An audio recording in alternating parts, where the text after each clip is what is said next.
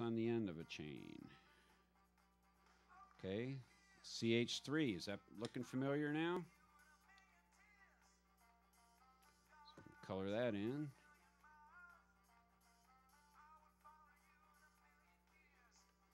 And again, you can color code the carbons because one that has 3 H's versus one that has 1 H or 2 H, they get different designations to the professor that likes testing people on this. But we're just having fun with it. Okay, so this is Aspartame. I'm calling it AME. They probably call it aspartame. But we're thinking of the AIM part, so we're calling it Aspartame. Aspartic acid is where it gets its name. Okay, we were ready to color that carbon. Well, what do we do first? We check ourselves, make sure it's got the 4 bonds, so there's 2 H's. Oh man, we messed this up. See, that's why I had it right. This is supposed to go off that carbon. Darn it.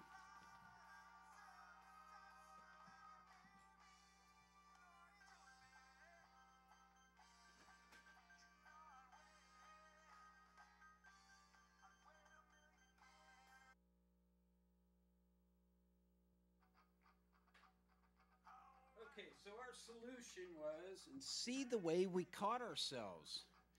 This technique works.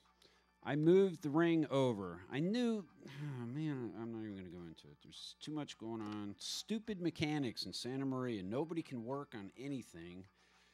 So I'm trying to smog a motorhome that's going to get impounded because it's out there on the street. They can't register without the smog. And it's now $3,800 I spent on it. Anyway, that's my distraction.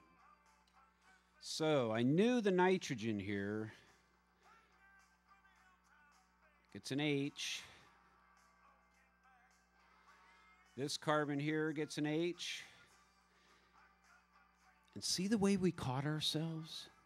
So all I did was move that over. The Schroeder diamond of all the ones, and I'm hooking it up to a nitrogen. You can tell I'm distracted after all I've done here. So this technique is priceless. We're coming up here, so what do we got? We got the Schroeder carbon. That's all done. Let's color it in.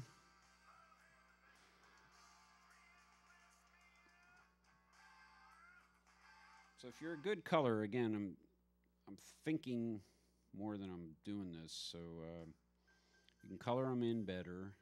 You can outline them better. You can use pencil, marker, crayon. I'm conserving the markers because we're going through them too fast. So as I was saying before, when you have a benzene ring, all these carbons up here are going to have 1 H on them. So when you get good at drawing the lines and the double bonds and stuff, you can make it so that the dots are always on the outside. Like the one there. Because there's another way to draw this where you get a circle in the middle and all that, but we don't do that here. Marker. This one up here needs a marker dot because it's on the tape. We'll do them all that way.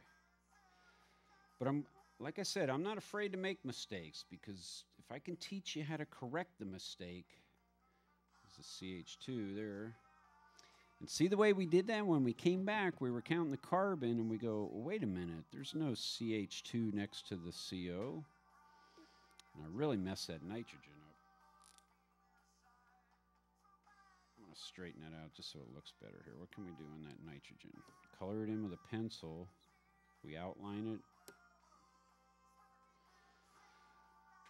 And like I say, if you got a hand sharpener, is the way to go, because all we got is this electric sharpener out there, and it's the dumbest thing for colored pencil. Okay, so the nitrogen looks a little better. Like I said, if you outline these, you outline it in black, you can see them better, but take the colored pencil and outline them, and they'll really come out better looking. And we're kind of, see, the stupid sharpener out there doesn't work with a crap. Now you got this point to where it's all wood on one side. I'm sure you kids are all like that. See, I don't use pencils. And if I would have kept a little kid's sharpener instead of relying on the electric. Look, see, the electric even broke the lead on that. Broke the colored lead. All right, so we're done here. We got to move on. Carbons, color them in. Sharpen our crayon. How do you sharpen crayons? I've been sitting out there in the street rubbing them, but I don't want to waste the crayon. We're running really low here. I could probably use a marker on these, huh? So they all got one H on them. That's phenylalanine on that. Nitrogen, carbon, carbon. That's the backbone. Phenylalanine is a benzene ring on another carbon there. So the artificial sweetener again is 2 amino acids and a methyl group on the end. So there's the CH3 on the end of a phenylalanine next to aspartic acid. Huh?